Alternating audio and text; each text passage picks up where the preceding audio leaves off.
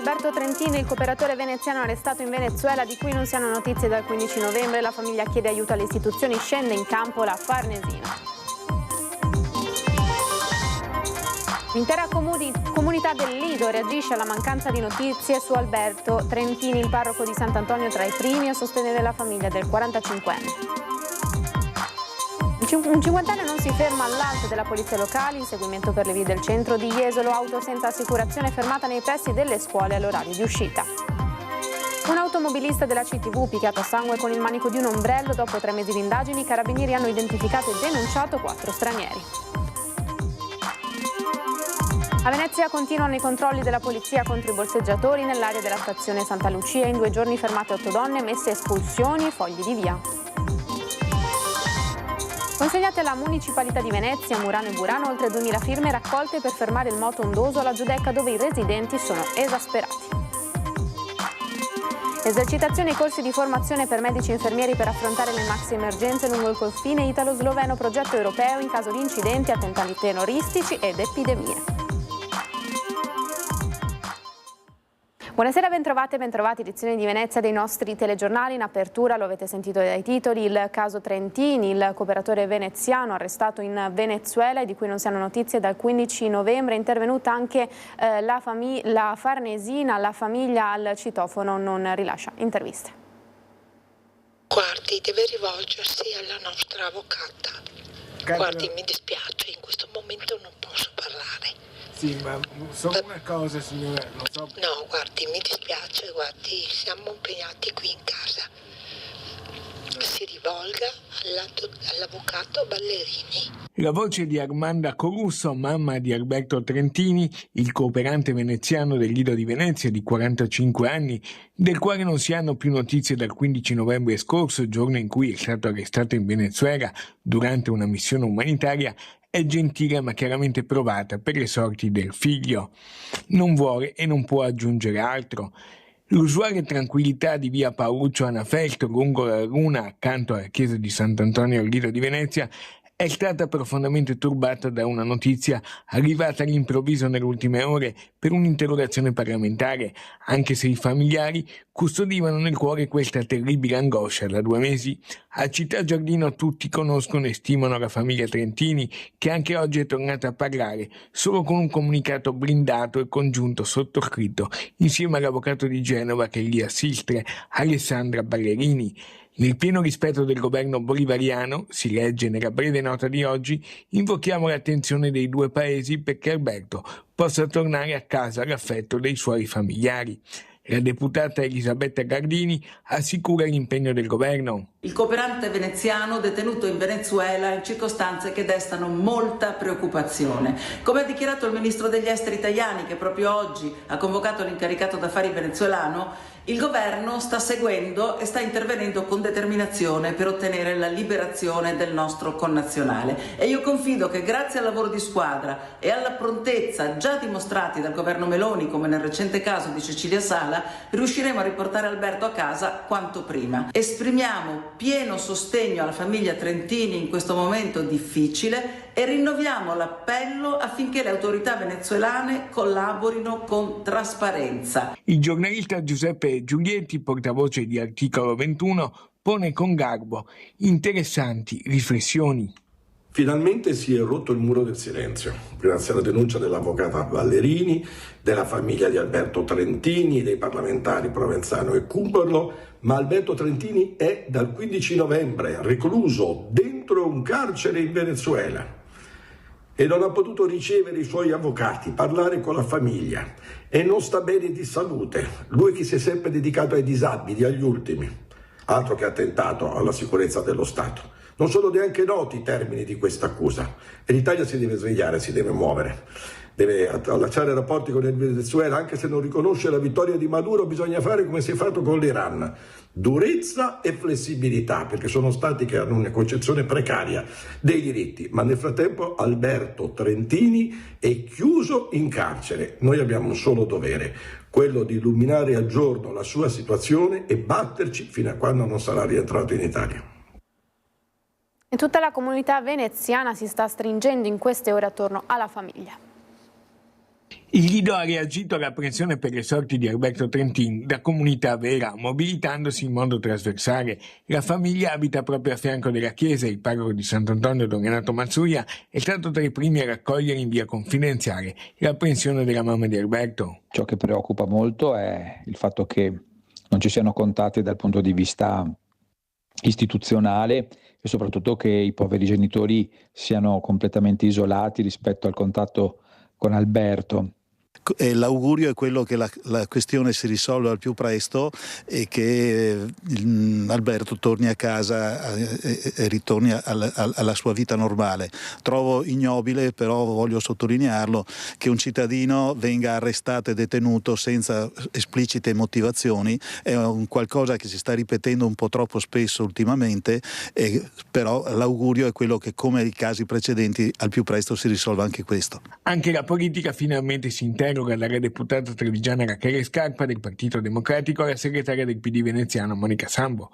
C'è poi la voce decisa di Raffaele Speranzon, uomo forte dei meloniani, che è anche componente della Commissione Affari Esteri in Senato. Come Partito Democratico abbiamo presentato un'interrogazione al Ministero degli Esteri in cui chiediamo quali notizie ci siano sulle condizioni di Alberto e anche quali iniziative urgenti si intenda mettere in campo per garantire i pieni diritti processuali e di detenzione a Trentini. Da quanto ne sappiamo, infatti, al momento il ragazzo non ha potuto comunicare né con i parenti né con un legale né con la propria ambasciata e non è stata nemmeno formulata un'accusa a suo carico. Ci stringiamo in un abbraccio solidale alla famiglia e ne condividiamo appieno l'apprensione. Un ragazzo generoso che era in Venezuela per aiutare le persone più fragili.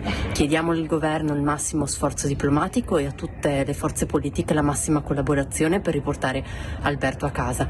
Per questo, come Partito Democratico, abbiamo depositato delle interrogazioni alla Camera e al Senato e chiediamo ovviamente che Alberto possa tornare presto ad riabbracciare la sua famiglia. Il governo italiano fin dal principio si è messo in contatto con le autorità venezuelane per avere le risposte che al momento non sono arrivate. Non smetteremo di fare tutto quello che è nelle nostre possibilità, innanzitutto per avere le informazioni che riguardano Alberto Trentini e possibilmente anche per riportarlo in patria. Purtroppo in Venezuela oggi c'è un regime che governa, un regime antidemocratico, comunista, guidato da Maduro, che viola sistematicamente il diritto internazionale. E ora la cronaca, fugge all'alto, la polizia locale di Jesolo lo insegue per le vie del centro e lo ferma a ridosso delle scuole. Protagonista un cinquantenne che guidava l'auto senza assicurazione e sotto sequestro amministrativo. Gli agenti sono riusciti a fermare la vettura in prossimità della Rodari, dove molti genitori attendevano l'uscita dei loro figli da scuola. Il cinquantenne alla guida, residente in provincia, aveva assunto sostanze alcoliche mentre l'auto era senza copertura assicurativa e la revisione risultava scaduta.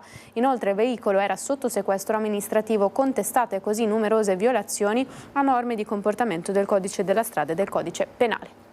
Ancora cronaca, un autista della CTV picchiato a sangue con il manico di un ombrello, 4 stranieri denunciati dopo 3 mesi di indagini da parte dei carabinieri.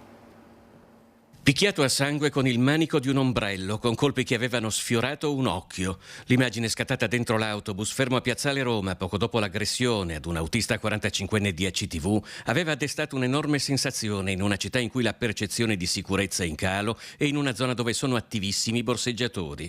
Dopo circa 3 mesi di indagini, analisi delle immagini di videosorveglianza e specifici servizi di osservazione, i carabinieri della Compagnia di Venezia hanno rintracciato e denunciato i presunti responsabili dell'aggressione. Sono 4, tutti di origine straniera e senza fissa dimora. Uno è stato anche identificato quale presunto responsabile di tentato furto aggravato ad un'anziana signora il giorno dopo l'aggressione all'autista. Quel 18 ottobre dell'anno scorso il quartetto invitato a scendere dall'autobus, poiché riconosciuto dal conducente come un gruppo di presunti borseggiatori, aveva reagito a schiaffi, pugni e colpi d'ombrello. Sono stati denunciati per lesioni personali ed interruzioni di pubblico servizio, denunciati in stato di libertà. E a Venezia continuano i controlli della polizia contro i borseggiatori nell'area della stazione di Santa Lucia. Lunedì, vicino alle biglietterie, è stata fermata una donna già colpita da foglio di via obbligatorio. Ieri, agli approdi dei vaporetti del piazzale esterno, sono state fermate ben 7 donne, 4 erano inottemperanti al foglio di via, altre 3, tutte con a carico numerosi precedenti per reati predatori. Sono arrivati altri fogli di via obbligatori, in un caso è scattata pure l'espulsione.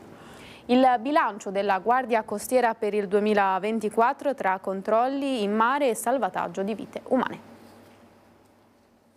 Le priorità della Guardia Costiera sono chiare: la salvaguardia della vita umana in mare, la protezione dell'ambiente marino e costiero, la sicurezza della navigazione e il controllo della filiera ittica. E nel 2024 i risultati sono stati importanti. È stata gestita la sicurezza di 435 navi per il trasporto di merci e passeggeri essenziali per l'economia della regione e sono stati eseguiti 744 interventi di ricerca e soccorso che hanno consentito di salvare 729 persone sia nelle acque venete che nel bacino del lago di Garda.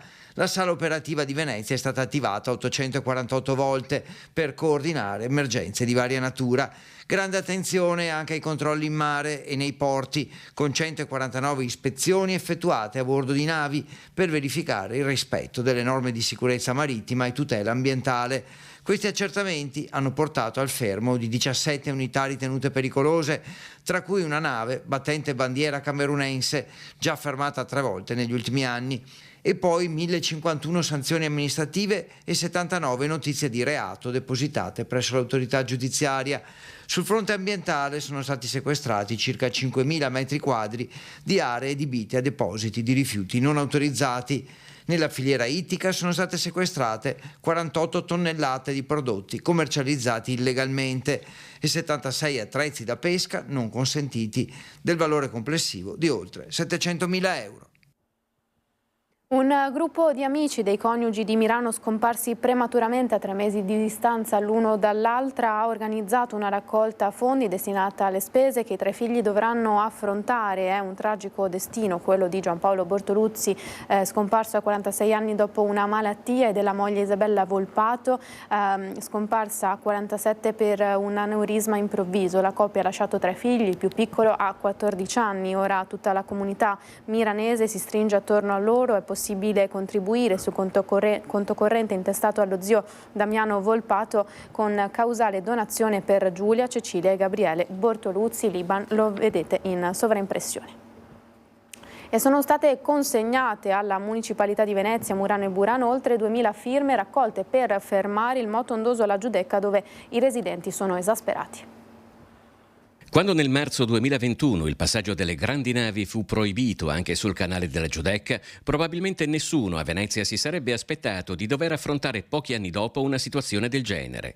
Pur senza crocieristica, l'enorme traffico che percorre anche ad alta velocità questo canale genera un tale moto ondoso che per parecchi giorni all'anno alla Giudecca si circola con gli stivali. I cittadini sono ormai esausti perché circa 100 giorni più o meno le rive sono inondate e quindi c'è una difficoltà proprio anche per le persone anziane di poter accedere ai servizi di prima necessità. Cristian Palazzo di Giudecca per sempre è tra l'altro autore dell'iconica fotografia che ha accompagnato Difendiamo le nostre rive, una petizione che ha superato le 2000 firme ed è stata consegnata alla Municipalità di Venezia, Murano e Burano. L'unica strada percorribile dell'isola è sempre devastata da queste onde. Alghe che oramai iniziano a crescere anche sui masegni, alberi che muoiono perché continuamente innaffiati di acqua salata, gente che scivola, plateatici allagati. Il 30 settembre dell'anno scorso Arrigo Cipriani arrivò a querelare Comune e Capitaneria di Porto. Non ci sono solo le presenze dei residenti, ma anche di moltissime persone che frequentano l'isola per le gallerie d'arte, dalla Casa dei Tre Occhi a Emergency fino al Fortuny, dove hanno appena restaurato l'appartamento degli eredi. Ci sono volute 30-40 generazioni per costruire questa città e in definitiva questa civiltà, ma sta in capo alle prossime 2, forse 3, salvarla. Riduzione della velocità delle imbarcazioni, pulizia delle rive, drenaggi delle fondamenta per evitare ristagni d'acqua, deflettori frangionde nelle zone più esposte sono alcune delle controproposte di Giudecca per sempre, sapendo peraltro che su Venezia aleggia uno spettro ancora più grande. I dati in possesso di chi ha progettato il Mose, ma mi permetto di dire anche dei gruppi, ecologisti che hanno difeso la laguna, sono dati che vengono continuamente stravolti perché il cambiamento sta procedendo in maniera esponenziale. Esercitazioni e corsi di formazione per medici e infermieri per affrontare le maxi emergenze lungo il confine italo-sloveno. Vediamo di cosa si tratta. Venezia, Friuli Venezia Giulia e Slovenia sono tutte e tre confinanti tra loro. Eh sì, perché oltre a Trieste anche Venezia ha un confine comune con la Slovenia, quello marittimo. E così, grazie a un finanziamento europeo di 600.000 euro, la collaborazione sanitaria tra loro sta diventando realtà. Cosa accadrà in caso di maxi emergenza transfrontaliera con un numero alto di vittime o di feriti, un numero troppo grande per essere affrontato da un'unica struttura? Bisogna essere pronti a collaborare. Un incidente stradale di grandi dimensioni, un'emergenza nucleare, chimica o radiologica ad esempio, oppure il deragliamento di un treno, un attentato terroristico, una catastrofe naturale, un'epidemia. Il progetto entra nell'ambito del programma europeo Interreg che vuole motivare le regioni confinanti a sviluppare competenze e attività comuni, coese, per dare una risposta integrata, in questo caso, ad eventi non convenzionali, quelle che vengono definite maxi emergenze. Medici e infermieri della SUGI, l'azienda sanitaria di Trieste, dell'ULS 3 Serenissima di Venezia Mestre, degli ospedali sloveni di Isola e Sezana, partecipano così a corsi di formazione e esercitazioni pratiche per dare una risposta rapida, efficace e coordinata alle maxi emergenze. A maggio un'esercitazione. La casa sta di Isola, che è il partner 5, è responsabile dell'esercitazione nella quale testeremo i protocolli che verranno accordati durante questo progetto. Quindi l'idea è quella di vedere a che punto siamo a livello di comunicazione, a livello di collaborazione, a livello di capacità effettive sul terreno. Il progetto si chiama Admire e userà anche la realtà virtuale per i suoi corsi e tecnologia avanzata come l'uso di ecografi adatti a pazienti gravi direttamente sul luogo dell'incidente. Sapere chi fa cosa, quando e mettere a disposizione anche le strutture ospedaliere o di intervento territoriale che di volta in volta possono servire. L'invito è quello di allargare il proprio orizzonte e la propria visione di sanità, perché deve essere oggettivamente un bene comune da salvaguardare sempre. Insomma, il messaggio ai cittadini italiani e sloveni è chiaro: solo la preparazione e la collaborazione possono garantire la sicurezza della popolazione. E parte da un libro il progetto che racconta Venezia, educa bambini e ragazzi alla sua salvaguardia e alla tutela dell'ambiente. Venezia Favolosa è il libro scritto a 4 mani da Nadia De Lazzari e Vittorio Baroni. A misura di bambino racconta, tra illustrazioni, aneddoti e spunti concreti che ciascuno può mettere in pratica, un viaggio verso la sostenibilità che in questo 2025 entra ufficialmente anche nelle scuole cittadine e non poteva che partire da una città come Venezia. Contribuire alla costruzione di una società rispettosa dell'ambiente e delle risorse del pianeta che sono di tutti. Questo è l'ambizioso obiettivo del bel libro, da cui è nato un progetto più importante che ha già fatto centro. Ecco come avevano raccontato gli autori alla presentazione del libro l'estate scorsa, la loro avventura. Libro che ora, con il nuovo anno, entra nelle scuole. Lo scopo è quello di educare le giovani generazioni alla sostenibilità attraverso la storia di Venezia, utilizzando le 33 ore di educazione civica all'anno. Riguarda sempre Venezia. Venezia era all'avanguardia nel campo della salute, era all'avanguardia anche nel campo di aiutare i propri abitanti. Un itinerario che non poteva che partire da Piazza San Marco all'ombra del campanile Paron de Casa. Abbiamo pensato ad un libro dedicato ai bambini e ai ragazzi di Venezia innanzitutto perché comprendessero meglio e concretamente la storia della loro città, in particolare dell'affezionato campanile di San Marco. Il libro è composto da 17 capitoli che corrispondono ai goal, agli obiettivi di Agenda 2030 sviluppo sostenibile, metà